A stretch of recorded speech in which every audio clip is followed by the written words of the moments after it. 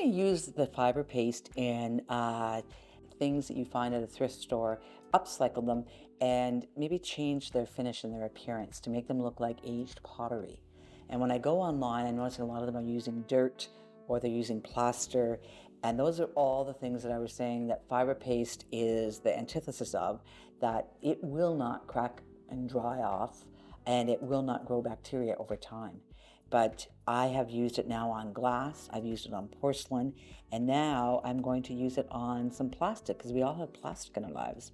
Some of you may be aware that Tri-Art actually makes a lot of our own packaging. We make everything that goes into jars and bottles, we produce in-house.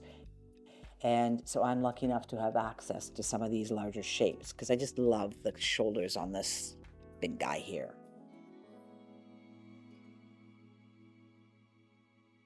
So I know that it doesn't have any oil on it now.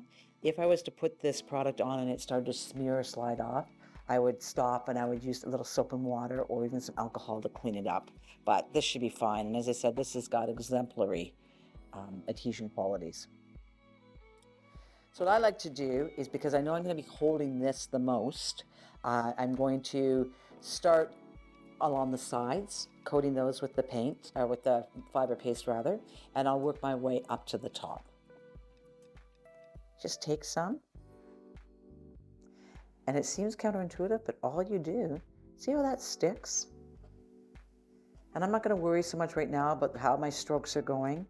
I'm just going to get the product onto the surface. And in this case, I'm going to caution on the side of keeping it thinner, because I know it'll really stick well and it won't take as long to dry.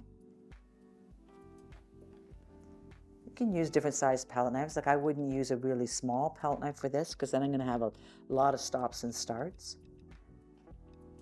And if I do want to get rid of some of those, the areas where I stop this stroke and this goes forward, if I did want to make that really smooth, I would just take my brush, which is actually a little damp right now, and just brush over it. And you can smooth out those lines if you wanted it to be more, see less of those palette knife marks.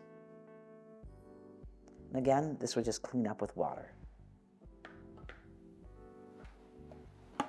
And it'll even go over the edges. And I'll just keep covering it, and then we can come back to it tomorrow.